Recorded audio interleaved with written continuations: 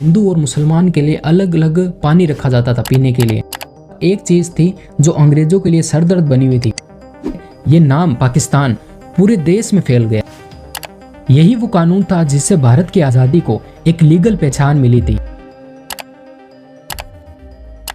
Partition की history से पहले ये मैप देखिए। उस वक्त आज का पाकिस्तान, बांग्लादेश और म्यांमार भी इसी मैप का हिस्सा थे। इसमें ये जो आप व्हाइट एरिया देख रहे हो, ये 565 प्रिंसली स्टेट्स थे। यहाँ अंग्रेज इनडायरेक्टली रूल करते थे। फॉरेन अफेयर्स, डिफेंस और बाकी जितने भी बड़े मैटर्स होते थे वो सब अंग्रेजों के हाथों में ही थे। और बाकी जितना भी एरिया बच गया, यहाँ ब्रिटिश गवर्नमेंट की डायरेक्ट चलती थी। अब देखो, ऊपर से देखने पर तो सब कुछ ब्रिटिशर्स के हाथ में ही दिख रहा था, लेकिन अंदर ही अंदर एक जगह थी जहां ब्रिटिशर्स अपना कंट्रोल खो रहे थे, बंगाल प्रेसिडेंसी।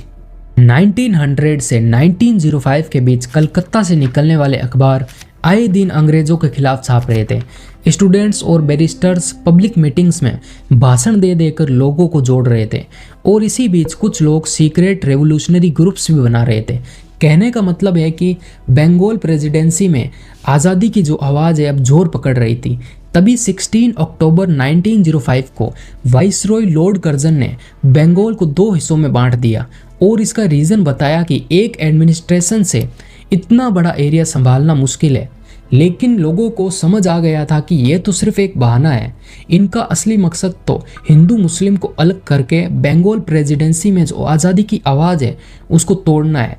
हिंदू मुस्लिम को तब ब्रिटिशर्स कई तरीकों से अलग करते थे, जैसे रेलवे स्टेशंस पर हिंदू और मुसलमान के लिए अलग अलग पानी रखा जाता था पीने के लिए, ताकि इन दोनों कम्युनिटी में सोशल सेग्रेगेशन की वजह से दूरी पैदा हो सके।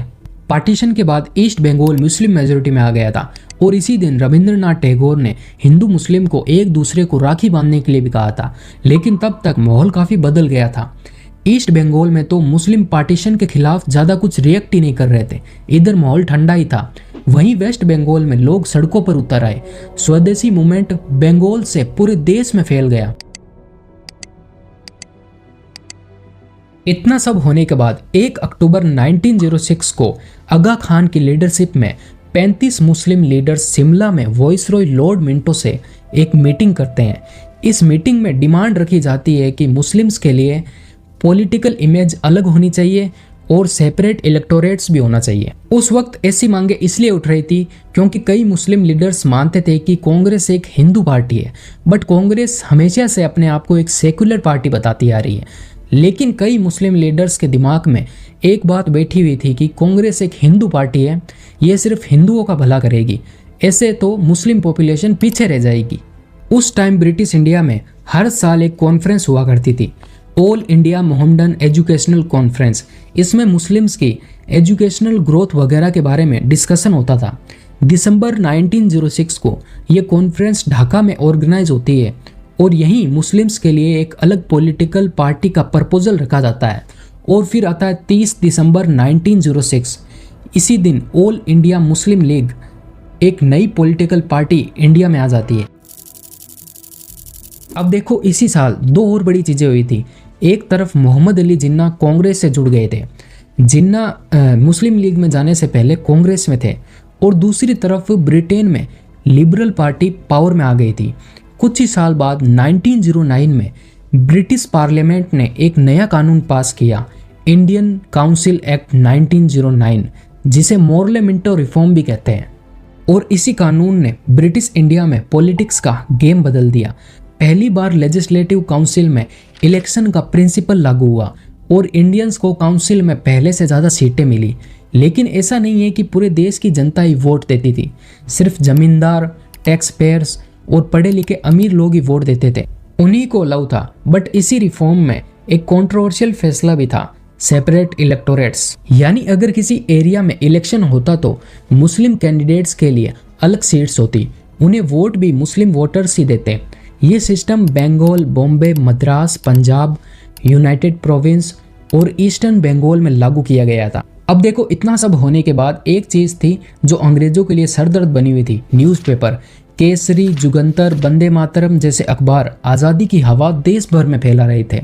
इसी के चलते ब्रिटिशर्स एक एक्ट लेकर आए, इंडियन प्रेस एक्ट, बेसिकली ये एक्ट से इन आज़ादी की आवाज़ों को दबाना चाहते थे, लेकिन स्वदेशी मूवमेंट रुकने की बजाय और मजबूत होता गया। ब्रिटिशर्स पर इतना दबाव पड़ा कि उन्हें अपना फैसला वापस लेना पड़ा और फिर 12 दिसंबर 1911 को ब्रिटेन के किंग जॉर्ज दिल्ली पहुंचे and then Bengal partition cancel किया गया।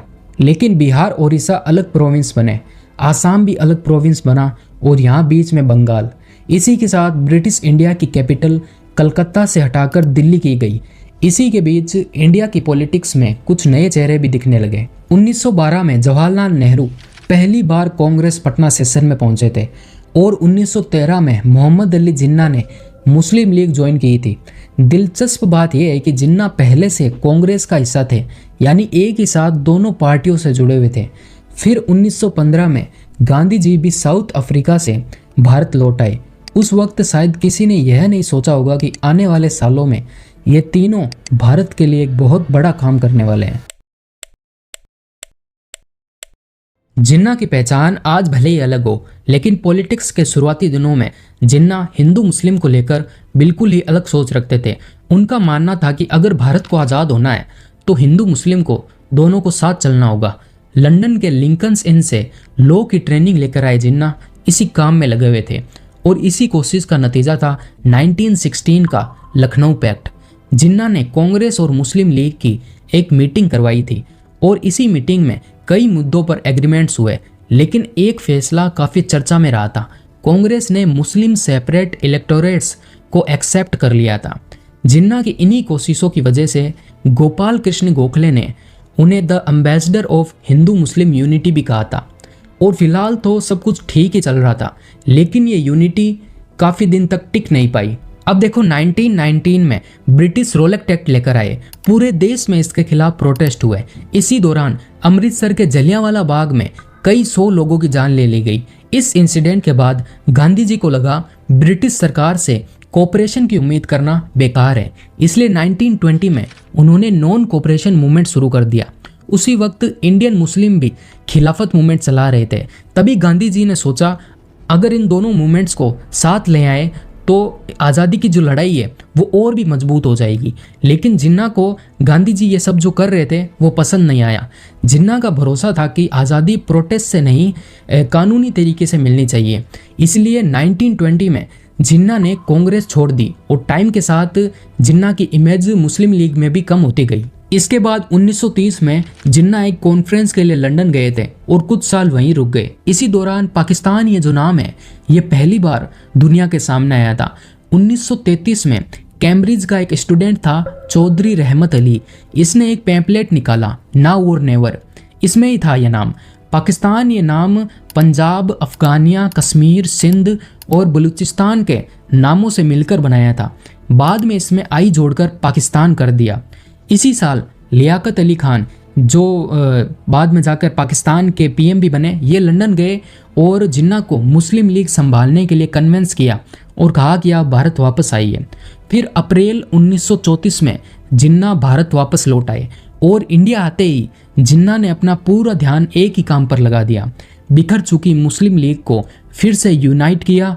पूरे देश में मुस्लिम कैंडिडेट्स और कम्युनिटीज़ को एक ही प्लेटफॉर्म पर लाने की कोशिश में लग गए। इसी बीच एक नया कानून भी आया, गवर्नमेंट ऑफ इंडिया एक्ट 1935। इस एक्ट के बाद लगभग 3 करोड़ लोग वोटिंग के लिए एलिजिबल हो गए थे। जो टोटल पॉपुलेशन में से अपर लेवल के 3 करोड़ थे, सिर्फ वही लोग। जिन्ना समझ गए कि अब पॉलिटिक्स का जो गेम है वो पूरी तरह बदलने वाला है। उन्होंने बॉम्बे सेशन में सेंट्रल पार्लियामेंट्री बोर्ड बनाया और देश भर में लीग को ऑर्गेनाइज किया और 1937 के इलेक्शन की तैयारी में लग गए। लेकिन जब इलेक्शन हुए और रिजल्ट आए तो जिन्ना के सारे हिसाब उल्टे पड़ गए। प्रिंसली स्टेट्स को छोड़कर इन 11 प्रोविंस में इलेक्शन हुए थे। इसमें कांग्रेस ने 706 सीट्स जीतकर 8 प्रोविंस में अपनी मिनिस्ट्री बना ली थी। वहीं मुस्लिम लीग सिर्फ 111 सीट से जीत पाई। इतनी भी नहीं कि एक भी प्रोविंस में अपने दम पर मिनिस्ट्री बना सके। 1937 के इलेक्शन से जिन्ना को एक बात तो समझ आ गई कि सिर्फ नाम के आगे ऑल इंडिया लिख देने से कोई भी पार्टी पूरे देश के मुस्लिम्स की आवाज़ नहीं बन जाती। लेकिन जिन्ना ने यहाँ भी हार नहीं मानी। उन्होंने कांग्रेस को मिलकर सरकार बनाने के लिए एक प्रपोजल भी दिया था, लेकिन जो बात है वो उस वक्त बनी नहीं। अब यहीं से जिन्ना की सोच में एक बहुत बड़ा चेंज आता है। जो जिन्ना पहले हिंदू मुस्लिम यूनिटी की बात करते थे, सेक्युलरिज्म को मानते थे, वो अब सिर्फ मुस्लिम्स के बारे में सोचने लगे। और फिर मार्च 1940 को लाहौर सेशन में जिन्ना ने एक डिमांड रखी जिसने इंडिया को पार्टीशन की ओर धकेल दिया। उन्होंने नॉर्थ वेस्ट और ईस्ट के मुस्लिम मेजॉरिटी एरिया को अलग और इंडिपेंडेंट मुस्लिम स्टेट बनाने की डिमांड रखी थी। लेकिन पाकिस्तान ये जो वर्ड है इसका जिक्र यहाँ पर नहीं हुआ था। इसके बाद भी जिन्ना अपनी हर स्पीच में कहने लगे कि हिंदू मुस्लिम दो अलग पॉलिटिकल कम्युनिटीज़ हैं, दोनों एक ही कॉन्स्टिट्यूशन में नहीं रह सकते, मुस्लिम्स के लिए अलग पॉलिटिकल अरेंजमेंट्स होना चाहिए। इसके बाद अखबारों ने भी लाहौर रेजोल्यूशन को पाकिस्तान रेजोल्यूशन लिखना शुरू कर दिया और यहीं से ये नाम पाकिस्तान पूरे देश में फैल गया। इसी वक्त दुनिया में सेकेंड वर्ल्ड वॉर भी चल रही थी। ब्रिटिश एम्पायर को इस वॉर में लाखों इंडियन सोल्जर्स की सख्त जरूरत थी। 1942 में स्टाफोर्ड क्रिप्स को एक खास प्रपोजल लेकर इंडिया भेजा गया था। क्रिप्स मिशन में था कि अगर भारत वॉर में साथ देगा तो वर्ल्ड वॉर खत्म होने के बाद इंडिया को डोमिनियन स्टेटस दिया जाएगा और साथ ही अपना संविधान बनाने का राइट भी मिलेगा। लेकिन कांग्रेस का सीधा कहना था कि अगर हम आपका साथ अभी दे रहे हैं तो आज़ादी बाद में क्यों। इसीलिए कांग्रेस ने इसे रिजेक्ट किया था और साथ ही मुस्लिम लीग ने भी इसे रिजेक्ट किया, क्योंकि इसमें ना मुस्लिम स्टेट का जिक्र था और ना ही पाकिस्तान का जिक्र था। इसके बाद गांधी जी ने 8 अगस्त 1942 को क्विट इंडिया मूवमेंट चलाया था। उन्होंने देश को नारा दिया कि या तो भारत को आज़ाद कराओ या आज़ाद कराने की कोशिश में अपनी जान की परवाह मत करो। ब्रिटिश गवर्नमेंट इससे इतना घबरा गई कि सिर्फ कुछ घंटों के अंदर कांग्रेस के ऑलमोस्ट सारे बड़े नेताओं को जेल में डाल दिया। अंग्रेजों को लगा लीडरशिप जेल में है तो आंदोलन वहीं खत्म हो जाएगा, लेकिन ऐसा हुआ नहीं। बिना किसी लीडरशिप के ये आंदोलन पूरे देश में फैल गया। अंग्रेजों को पहली बार लगा कि अब भारत पर ज़्यादा दिन तक राज करना मुश्किल है, लेकिन ब्रिटिश के जाने से पहले एक क्वेश्चन था कि आखिर इंडिया की लीडरशिप दी किसको जाएगी, कांग्रेस को या फिर मुस्लिम लीग को। इसी फैसले के लिए 1945-46 में इंडिया में दोबारा से इलेक्शन करवाए गए थे, लेकिन रिजल्ट्स ने अंग्रेजों को और भी कन्फ्यूजन में डाल दिया। कांग्रेस ने 923 सीट्स जीती थी और मुस्लिम लीग ने 429 सीट्स। मुस्लिम रिजर्व जो सीट्स थी उस पर ऑलमोस्ट मुस्लिम्स का ही दबदबा था। अब ब्रिटिशर्स के लिए एक चीज़ क्लियर हो गई थी, मुस्लिम लीग को इग्नोर करके पावर ट्रांसफ़र करना पॉसिबल नहीं था और ना ही ब्रिटिशर्स चाहते थे कि भारत का पार्टीशन हो या पाकिस्तान बने। इसलिए कैबिनेट मिशन लाया गया। इसमें इंडिया को 3 ग्रुप्स में बांटा जाता। ग्रुप ए में Madras, Bombay, United Province, Central Province, Bihar और उड़ीसा। ग्रुप बी में Punjab, Sindh, North West Frontier Province और बलूचिस्तान। ग्रुप सी में बंगाल और असम। ऐसा इसलिए क्योंकि ग्रुप ए में हिंदू पॉपुलेशन ज़्यादा थी, ग्रुप बी और सी में मुस्लिम पॉपुलेशन ज़्यादा थी। इसमें ऐसा था कि हर ग्रुप अपनी अलग अलग गवर्नमेंट चलाता और तीनों मिलकर एक सेंट्रल गवर्नमेंट बनाते। लेकिन सेंटर के पास सिर्फ डिफेंस, फॉरेन अफेयर्स और कम्युनिकेशन की पावर रहती, बाकी सारे डिसीजन ये ग्रुप्स खुद करते। इसमें एक और चीज़ थी, पहले तो हर प्रोविंस को उसके ग्रुप में जाना ही पड़ेगा। बाद में जब नया कॉन्स्टिट्यूशन बनकर इलेक्शन हो जाए तब प्रोविंस चाहे तो एक ग्रुप से दूसरे ग्रुप में जा सकता है। अब जिन्ना इन रूल्स से काफ़ी खुश थे, उन्होंने ये एक्सेप्ट कर लिया था। उन्हें लगा एक बार ग्रुप बी और सी यूनाइट हो गए तो इन फ्यूचर यही ग्रुप्स पाकिस्तान बन सकते हैं। लेकिन कांग्रेस का कहना था कि सेंटर के पास पावर ज़्यादा होनी चाहिए और प्रोविंस का खुद का डिसीजन होना चाहिए कि उसको किस ग्रुप में रहना है। जिन्ना को लगा कांग्रेस पावर में आते ही कैबिनेट मिशन के रूल्स चेंज कर देगी, जिससे पाकिस्तान का सपना भी टूट जाएगा। इसलिए जिन्ना ने बाद में इस प्लान को रिजेक्ट कर दिया था। मुस्लिम लीग को लगा पाकिस्तान अब बातचीत से नहीं मिलने वाला, इसलिए जिन्ना ने 16 अगस्त 1946 को डायरेक्ट एक्शन डे का ऐलान कर दिया, जिससे कलकत्ता की सड़कों पर हिंदू मुस्लिम दंगे भड़क उठे। सिर्फ 3 दिन के अंदर 4 से 10 हज़ार लोग मारे गए, 1 लाख से ज़्यादा लोग बेघर हो गए। इसे द ग्रेट कलकत्ता किलिंग्स भी कहते हैं। धीरे धीरे ये दंगे पूरे देश में फैल गए थे, हजारों लोग मारे गए, हिंदू मुस्लिम एकता लगभग टूट चुकी थी। उस वक्त गांधी जी बंगाल और बिहार में लोगों से शांति की अपील कर रहे थे, लेकिन सिचुएशन ब्रिटिशर्स के हाथ से भी निकल चुकी थी। आखिरकार ब्रिटेन के प्राइम मिनिस्टर क्लीमेंट अटली ने हाउस ऑफ कॉमन्स में अनाउंस किया कि 30 जून 1948 तक ब्रिटेन भारत की सत्ता भारतीयों को सौंपकर चले जाएंगे। अब कांग्रेस को डर था कि अगर ब्रिटिश बिना किसी एग्रीमेंट के चले गए तो देश में सिविल वॉर का सिचुएशन भी आ सकता है। इसी डर ने कांग्रेस को पहली बार पार्टीशन को लेकर सोचने पर मजबूर कर दिया। इसके बाद ब्रिटिश पीएम क्लीमेंट अटली ने 22 मार्च 1947 को इंडिया में नए वॉइसरॉय माउंटबेटन को भेजा। उस वक्त इंडिया के कम्युनल राइट्स ग्राउंड रियलिटी देखकर माउंटबेटन को लगा ये इंडिपेंडेंस का प्रोसेस जून 1948 से जल्दी कंप्लीट करना होगा। उन्होंने कांग्रेस और मुस्लिम लीग दोनों से मल्टीपल मीटिंग्स की, काफ़ी बातचीत हुई, जिन्ना को भी समझाने की कोशिश की कि भारत को एकजुट रखने में ही सबकी भलाई है। पंजाब और बंगाल का जिक्र भी किया, जहाँ हिंदू, मुस्लिम और सिख पॉपुलेशन घुली मिली हुई थी। अगर पार्टीशन हुआ तो दोनों प्रोविंस में भयानक हिंसा हो सकती है। लेकिन जिन्ना पाकिस्तान की मांग से एक कदम पीछे नहीं हटे। महीनों की बातचीत के बाद 3 जून 1947 को माउंटबेटन ने अपना फाइनल प्लान अनाउंस किया था, जिसमें ब्रिटिश इंडिया को अब 2 डोमिनियंस में बांटा जाएगा, इंडिया और पाकिस्तान। पंजाब और बंगाल जैसे प्रोविंस को भी रिलीजियस मेजॉरिटी के हिसाब से डिवाइड किया जाएगा और प्रिंसली स्टेट इंडिया या पाकिस्तान जिस भी देश में जाना चाहे वो जा सकते हैं या फिर इंडिपेंडेंट भी रह सकते हैं। आखिरकार नेहरू, पटेल, जिन्ना और ब्रिटिश गवर्नमेंट ये सभी इस प्लान पर एग्री हुए, लेकिन गांधी जी आखिर तक पार्टीशन के खिलाफ ही रहे। इसके बाद माउंटबेटन ने जो पावर ट्रांसफर की डेट थी 30 जून 1948 उसको बदलकर 15 अगस्त 1947 किया। इसके बाद ब्रिटिश पार्लियामेंट में इंडियन इंडिपेंडेंस बिल ये बिल इंट्रोड्यूस हुआ। पहले हाउस ऑफ कॉमन्स, फिर हाउस ऑफ लॉर्ड्स और आखिर में किंग जॉर्ज ने भी इस बिल को मंजूरी दी थी और बस इसी पल से ये बिल बन गया इंडियन इंडिपेंडेंस एक्ट 1947। यही वो कानून था जिससे भारत की आज़ादी को एक लीगल पहचान मिली थी। लेकिन इंडिया पाकिस्तान का बॉर्डर डिसाइड करना अभी भी बाकी था। ये 3 स्टेट तो पूरे पाकिस्तान में गए, क्योंकि यहाँ पर Muslim population north West Frontier province में 92%, सिंध में 73% और बलूचिस्तान में भी 92% लोग मुस्लिम थे। लेकिन असली दिक्कत पंजाब और बंगाल में आनी थी। यहाँ मुस्लिम पॉपुलेशन 56% और 55% थी।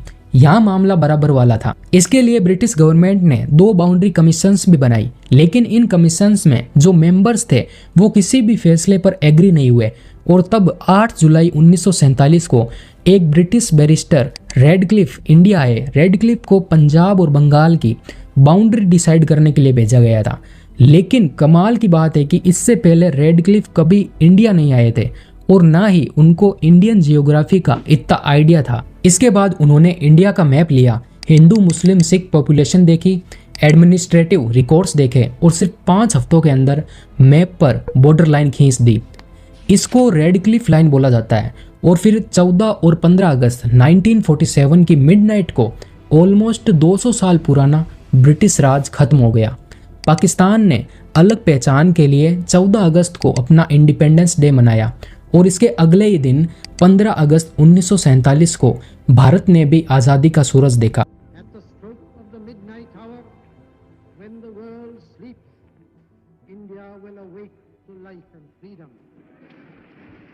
लेकिन आज़ादी की ये खुशी ज़्यादा देर तक टिक नहीं पाई। 17 अगस्त 1947 को सिर्फ 2 दिन बाद रेडक्लिफ लाइन पब्लिक की गई और तब लोगों को पता चला कि उनका गांव इंडिया में है या पाकिस्तान में है। हिंदू, मुस्लिम, सिख सभी अपने घर, खेत, दुकानें, ज़मीनें सब कुछ छोड़कर निकल पड़े। जो भी हाथ में आया, जो भी थोड़ा बहुत सोना चांदी था वो लिया और निकल पड़े। लेकिन लोगों को रास्तों में ही लूट लिया गया, कई लोगों को रास्तों में ही मार दिया गया और काफ़ी सारे बच्चे भी अपने माँ बाप से बिछड़ गए थे। कई लोगों ने तो अपने घर की चाबी सालों तक संभाल कर रखी, इस उम्मीद में कि एक दिन वापस अपने घर लौटेंगे। और जो ट्रेन्स दोनों देशों के बीच चल रही थी, इंडिया से पाकिस्तान और पाकिस्तान से इंडिया, वो लाशों से भरी हुई पहुंचती थी। पूरे के पूरे कंपार्टमेंट्स में खून से रंगे होते थे।